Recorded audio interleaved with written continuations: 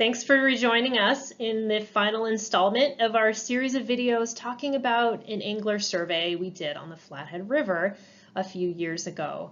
So I'm going to hope that you've been able to watch the prior videos and get some background on what these surveys are all about, what we did in this one, some of our early findings, and now I'm just going to wrap up by talking a bit about what we've learned from our anglers about our anglers, as well as touching on how this information has been used already to directly inform fisheries management.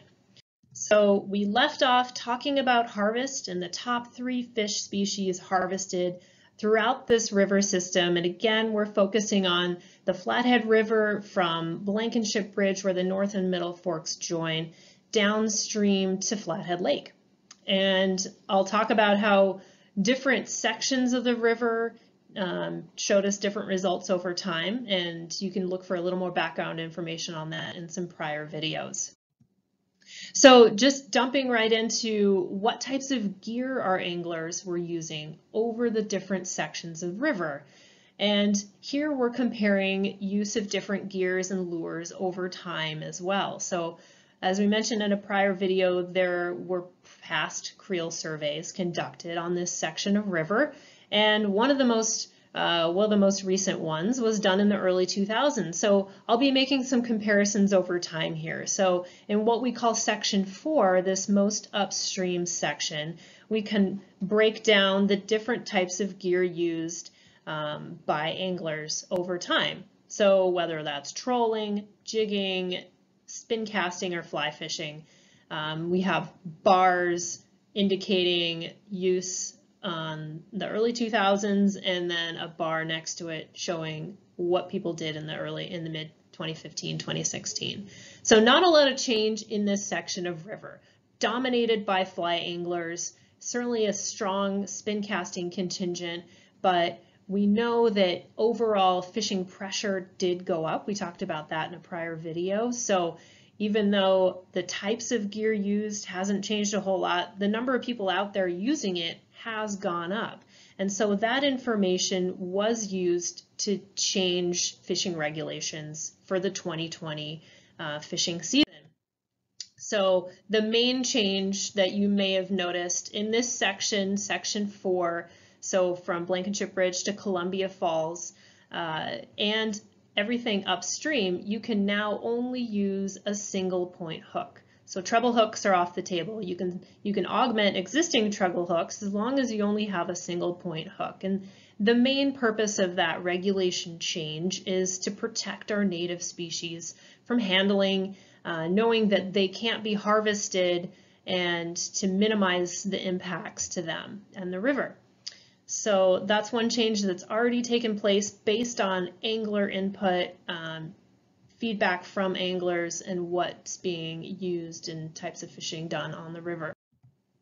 Moving downstream from section 4, we look at section 3. So from Columbia Falls down to Presentine Bar Fishing Access Site, still quite a lot of fly fishing going on. We did see a jump in use of fly fishing from the early 2000s to the mid 2000s. 2015, and pretty similar spin cast use, not quite as heavy as fly fishing, but we did see a big drop in people using jig setups. So that's mainly targeting lake whitefish during that fall fishery, and we kind of talked in previous videos about why you might be seeing that here. So the decline in number of people targeting lake whitefish, number of lake whitefish harvested, that's all likely related to this drop in the use of jigging outfits. Moving downstream into section 2, so from Presentine Bar down to where the Stillwater River joins the Flathead. And here we finally see a drop in the proportion of people fly fishing, although it's still more than what we saw in the early 2000s. Most people are using spin cast equipment in this section. And again, you see a drop in that use of jigging, likely connected to fewer people out there, at least during this survey, who are targeting lake whitefish.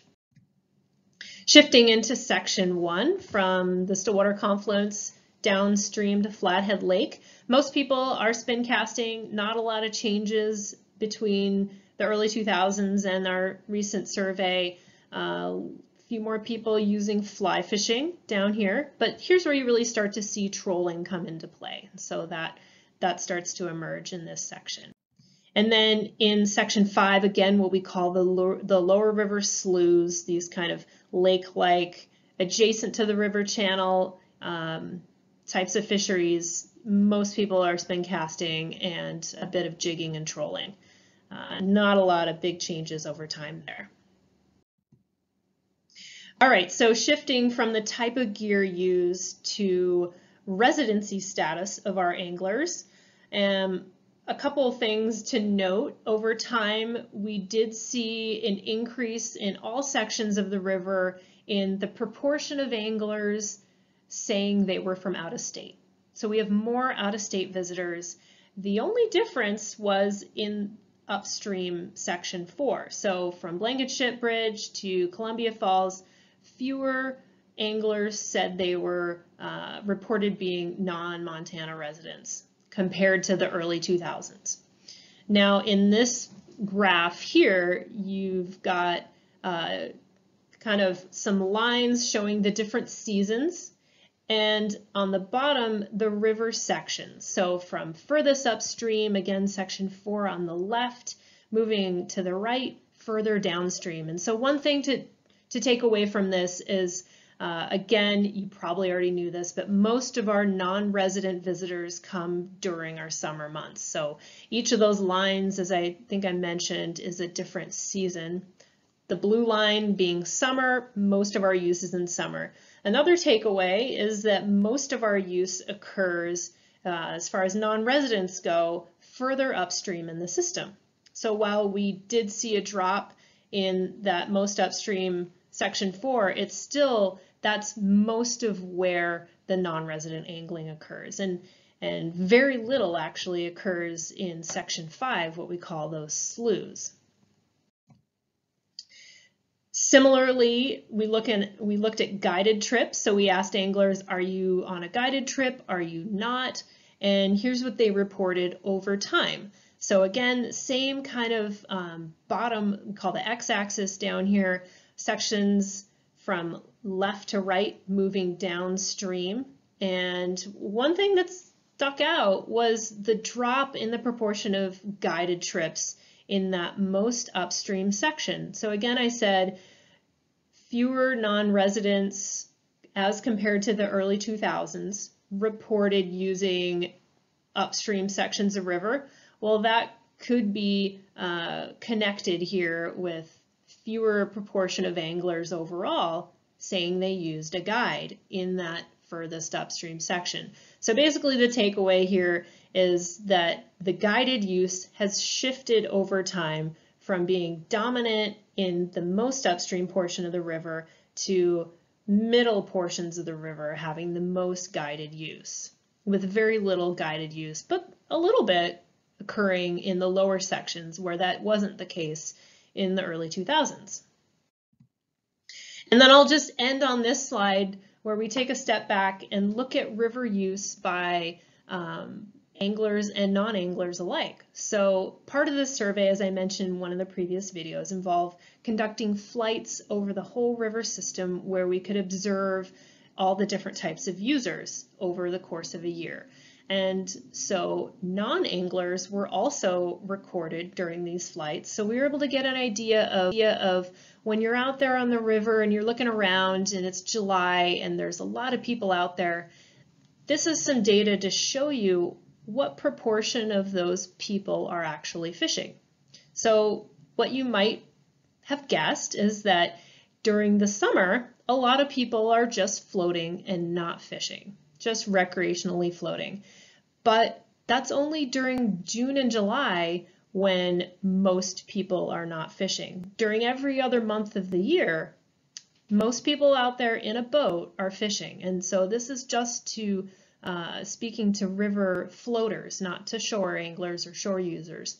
But when it comes to people in watercraft on the river, throughout the course of the year, most people are fishing. There's just a short window in the summer when a little over 50% or so of people are actually not fishing. So there's a lot more information and detail in the full report that I drew a lot of this information from, and you can find that online. Dylan can give you some information there. But thanks so much for tuning in, and I hope to see you out on the river.